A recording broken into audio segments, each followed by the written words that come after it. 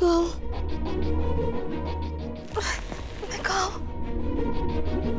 कौन हूँ?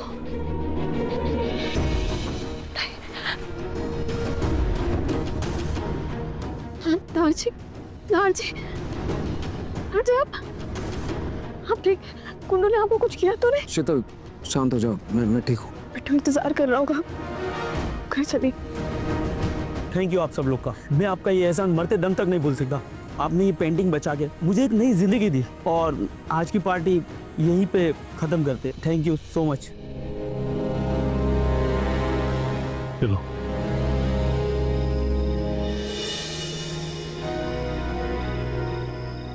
अरे बेटा तू ठीक तो है ना? तुझे कहीं चोट तो नहीं है? अरे माँ सब ठीक है। वो न्यूज़ में तो बता रहे थे कि यहाँ के गुंडों ने हमला कर दिया है। तू घर चल, तू घर चल।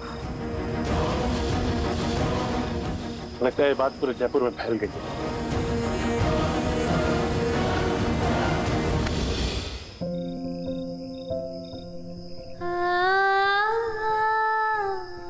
नारजी आप ठीक है? हाँ मैं ठीक हूँ। अब नाहर सर आप ये रुमाल बांध लीजिए, आपको काफी चोट लगी है, खून बह रहा है। नहीं thank you, I am fine. आप कितने फाइन है वो दिख रहा है। अंदर आपको जितना हीरो बनना था आपने बन लिया ना, अब यहाँ बाहर हीरो बनने की कोई जरूरत नहीं है, आप ये बांध लीजिए।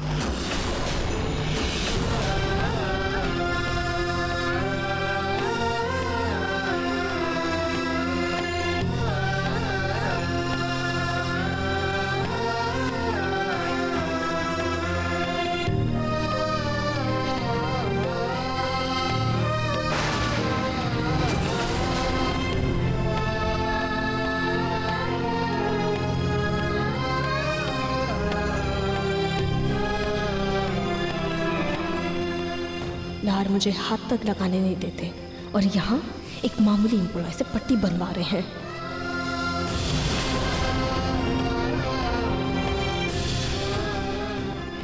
बस बस बस बस हो गया। इतनी चिंता करने की कोई जरूरत नहीं है, डॉक्टर को हम दिखा लेंगे। नाजी हमें घर चलना चाहिए, हमारी गाड़ी वैसे भी वहाँ पार्क है। इतनी भीड़ में से निकलेंगे तो वक्त तो लगेगा और घर पे सब चिंता कर रहे होंगे। चलिए।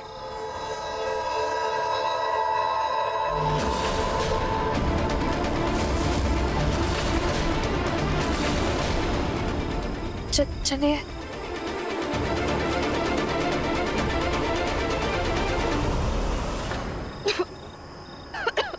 रुको मैं पानी लाता हूँ।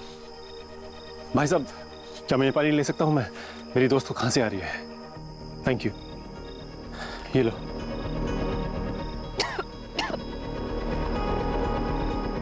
तुम पानी पियो, मैं गाड़ी लेके आता हूँ।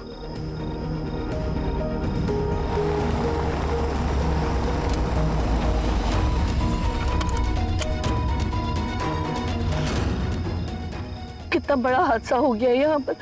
पता नहीं नाहर कैसा होगा। तुम गाड़ी यहीं पार्क करो, हम लोग यहीं से अंदर जाके देखते हैं। क्यों भेजा मैंने नाहर को यहाँ? मुझे नहीं भेजना चाहिए था उसे यहाँ। आप शांत हो जाओ। हमने न्यूज़ में देखा था ना कि सब कुछ ठीक है और नाहर भी यहीं कहीं होगा। वैसे भी गाड़ी पार्क करने के लिए जगह नहीं है तो हम गाड़ी यहीं पे रोक देते हैं। चलो बाहर चलें।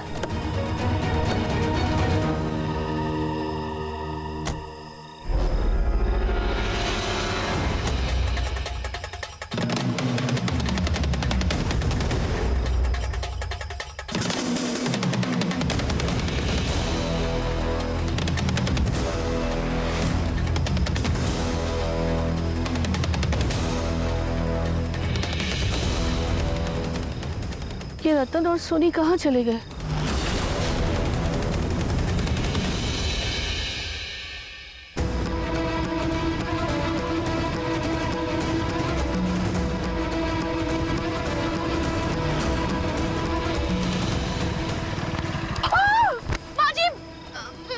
माजी आप ठीक तो है ना? आराम से। ये क्या तरीका है? कैसे गाड़ी चला रहे हो? हाँ, इतनी भीड़ भाड़ में इतनी तेज गाड़ी चलाते हैं क्या? देखो माजी गिर गई, अगर उन्हें चोट लग जाती तो? बेटा मैं सही तो बोल रहे हैं।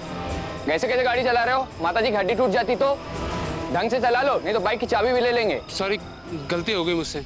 सॉरी माता जी, मुझे माफ कर दीजिए।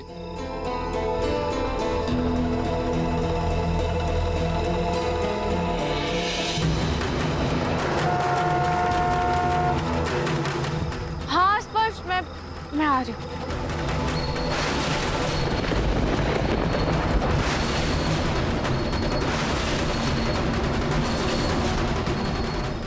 रूही,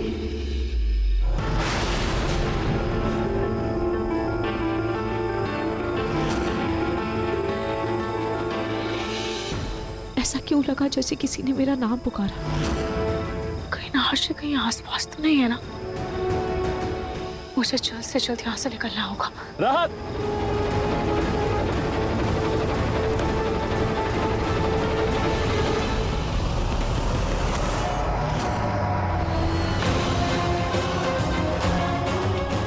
रूही वापस आ गई।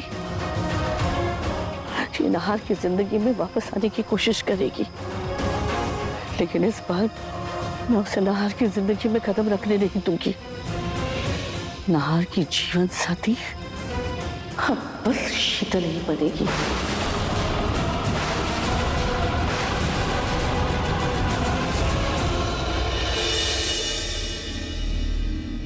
बैठ बेटा। बैठ जा, बैठ। पापा मैं ठीक हूँ। नाहर, तुम्हें क्या जरूरत है उन गुंडों से लड़ने की? तो भगवान का शुक्र है कि तुम बिल्कुल सही सलामत हो। लेकिन बेटा खबरदार, तुमने आगे से कभी ऐसा कुछ किया तो। छोटी माँ, मैं अपनी आंखों के सामने गलत होते हुए कैसे देख सकता था? वो गुंडे। बेटा तुझे अगर चोट लग जाती तो कुछ हो जाता।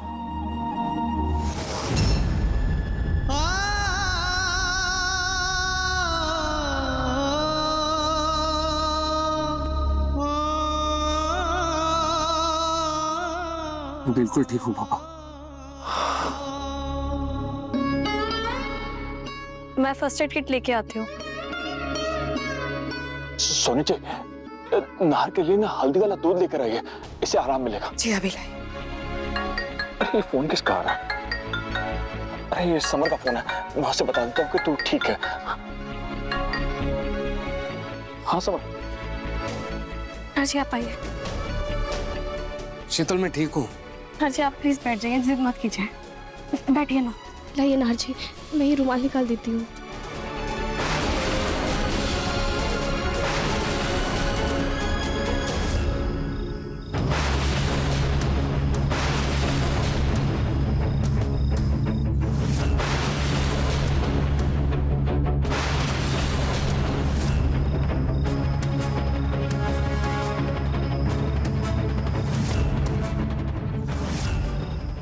बस हो गया।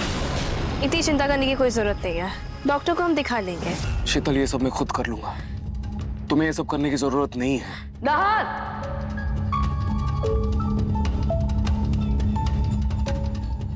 नाहर, अड़ियलपन की भी हद होती है। तुम्हारे हाथ में चोट लगी है तो तुम खुद पट्टी कैसे करोगे? और शीतल के हाथ में कौन से कांटे लगे हैं जो तुम उसे हाथ तक लगाने नहीं दे रहे? तुम क्या खड़ी हो? हाँ, पट्टी करो। जी दादी।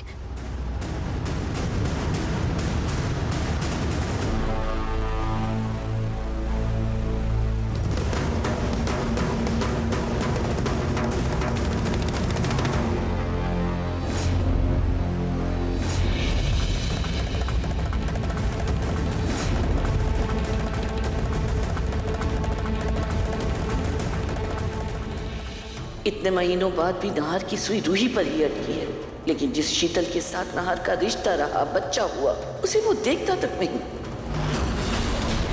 नाहर, एक तुम हो जो शीतल से इतने उखड़े उखड़े रहते हो, और एक वो है कि तुम्हारी फिक्र इतनी ज्यादा है उसे कि उसकी आंखों के आंसू नहीं रुक रहे। शीतल जी तुम्हें इतना इमोशनल होने की जरूरत नहीं है। नाहर, ये कैसी बात कर रहे हो तुम?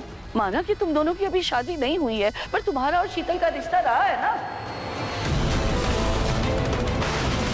तुम्हारी तकलीफ देखकर, तुम्हारी चोट देखकर उसके दिल पर क्या बीत रही है, ये तुम कैसे जान पाओगे?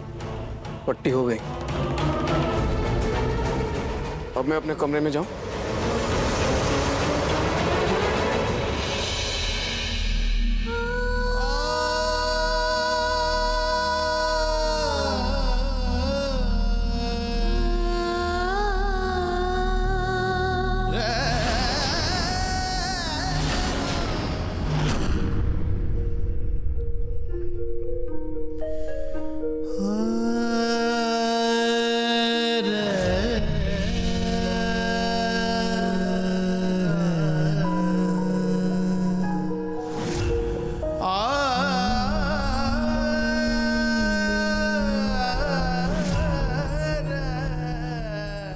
आज मैंने डांस करते वक्त आशिक को देखा नहीं।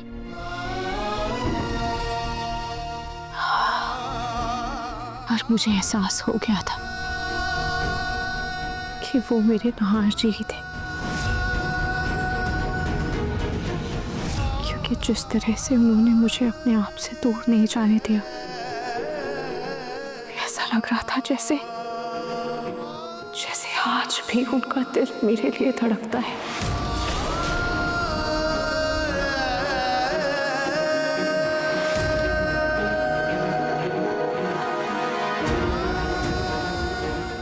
हाँ जी, घर चलते हैं, बिट्टू इंतजार कर रहा होगा। नहीं, ये सिर्फ मेरा भ्रम है, क्योंकि सच्चाई वो है जो मैंने पट्टी हटने के बाद देखी। वही मेरी जिंदगी का कड़वा सच है, क्योंकि मैं नहार जी का कल थी और शीतल नहार जी का आज। अब सिर्फ नहार जी की यादों पर मेरा हक है।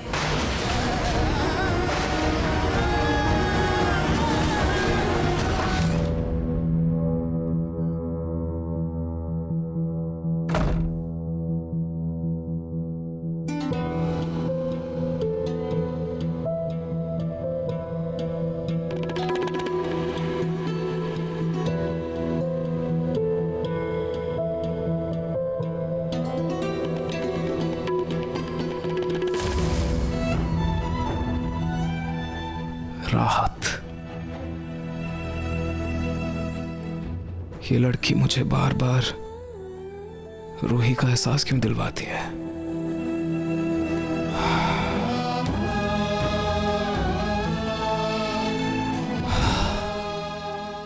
रूही की जगह कोई नहीं ले सकता और ना मैं किसी को लेने दूंगा।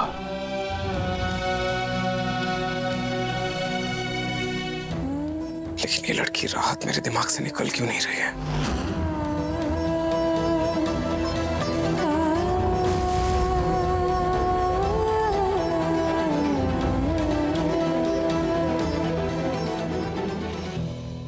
मेरी यादों में सिर्फ रूही थी और हमेशा रहेगी।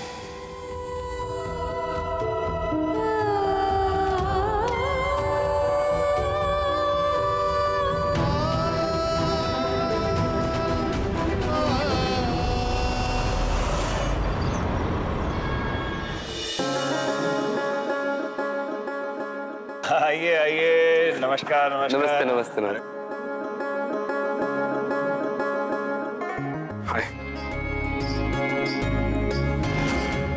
हाँ, मिस राहत। एक्चुअली राहत को कुछ इम्पोर्टेंट काम था तो वो नहीं आई। आइए आप सब, प्लीज बैठिए। अरे आओ आओ। नमस्कार। नमस्ते नमस्ते। सुशीला, माला, कमला जी नमस्ते। रतन, सोनी, पहचू, बेटा ये तुम्हारे पिताजी के गांव के लोग हैं। जी जी जी। आओ ना, आओ आओ।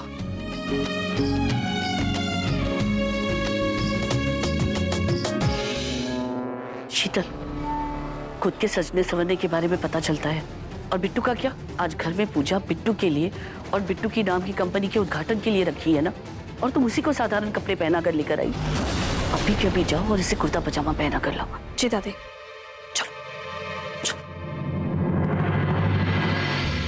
अवनी, रुक बेटा, दामाद जी चेयर लेकर आइए ना।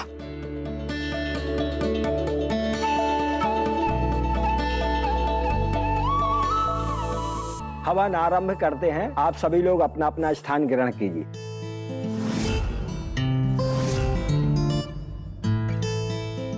नाहर जी, आप कंपनी की रजिस्ट्रेशन वाली फाइल तो लाए हैं ना? हवन के बाद उसकी भी पूजा होगी। वो फाइल तो ऑफिस में है। नाहर, फाइल ऑफिस में क्यों छोड़ दी? अभी अब आपने अचानक से पूजा रखवा ली, मुझे कहाँ पता था कि फाइल की जरूरत पड़ेगी। कोई नहीं, ऑफिस में कोई तो होगा, मैं मंगवा लेता हूँ। मिस्टर नाहर, राहत अभी ऑफिस में ही है। मैं एक काम करता हूँ, उसे कॉल करता हूँ।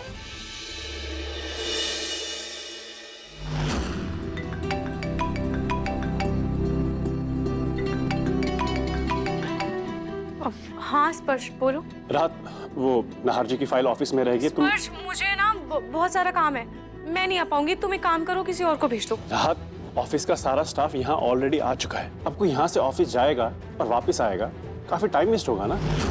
देखो नाहर जी की बेटी की जब तक यहाँ पूजा होगी तब तक तुम पहुंच जाओगी। अब प्लीज जल्दी आओ।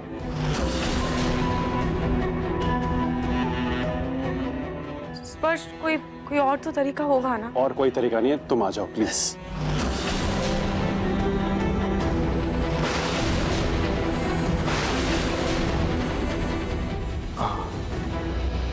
स्पर्श, इज एवरीथिंग ओके? राहत फाइल लेके कुछ ही देर में पहुंच जाएगी। ठीक, आ जाओ।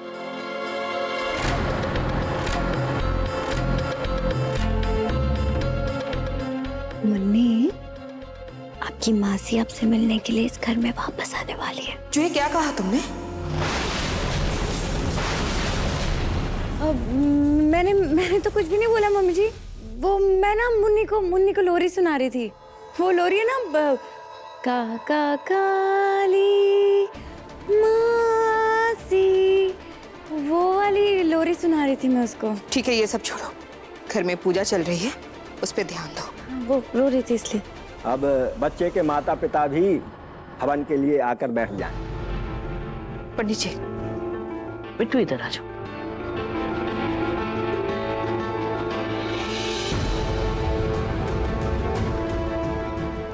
पापा आप भी आओ ना। नार, क्या हुआ? जाओ बैठो ना। मेरी सारी सहेलियां आई हैं, गांव के लोग हैं, ऑफिस के लोग हैं। क्या सोचेंगे? खानदान का नाम बदनाम करोगी क्या? जाओ बैठो।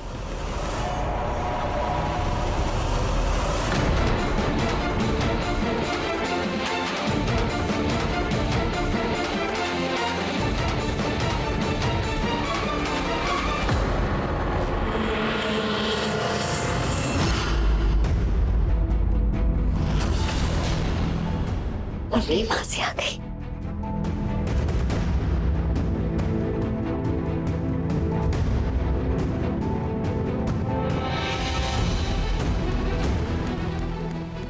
ऐसे ही नाहर जी और रूहान के साथ मेरा भी पूजा में बैठने का सपना था, पर नाहर जी ने मेरा हक किसी और को दे दिया। सब जानते हुए भी मुझे इतना बुरा क्यों लग रहा है? क्यों मैं चाहकर भी नाहर जी की खुशी में खुश नहीं हो पा रही?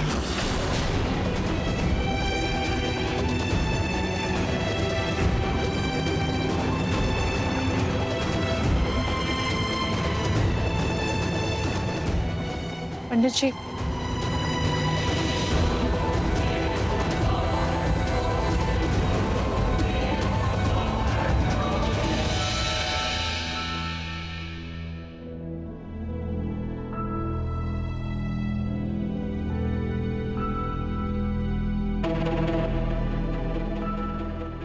मिस्टर नाहर, संभल कर।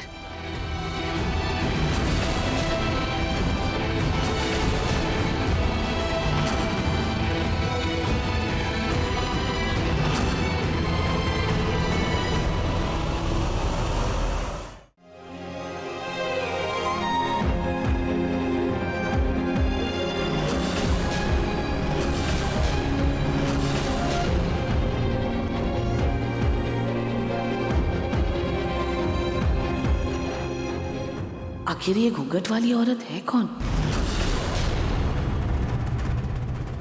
नाहर जी, आहुति ना लेना, क्या हो गया आपको?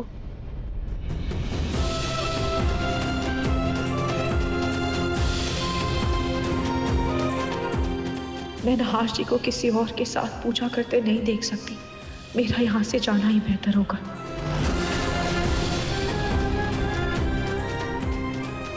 नाहर, पूजा में ध्यान दो बेटा।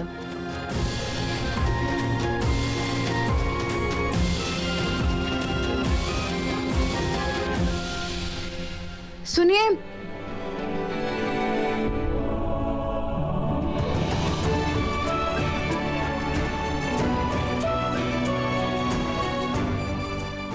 जूही, ये तो क्या कर रही है? अब देखिए ना, पूरे घर में धुआं हो गया है। मुन्नी को थोड़ी देर आप संभाल लीजिए ना प्लीज। मुझे पूजा में भी बैठना है प्लीज। जूही मेरी बात सुन, तुझे संभाल लेना। अब तू आई है रूही, तो मैं और मुन्नी तुझे इतनी आसानी से बिल्कुल नहीं जाने देंगे।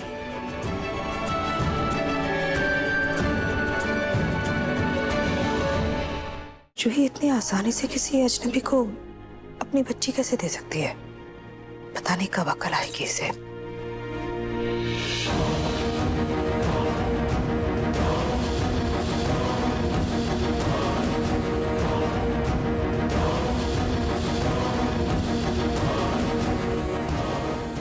तुंगवाहा महे नमः स्वाहा।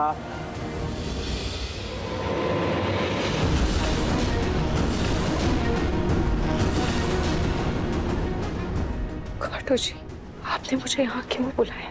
ये दिखाने के लिए कि अब नहार जी किसी और के हो चुके। मैं नहीं देख सकती, मुझे यहाँ से जाना है। मुन्नी के साथ थोड़ी देर समय बिताकर मैं यहाँ से चली जाऊंगी।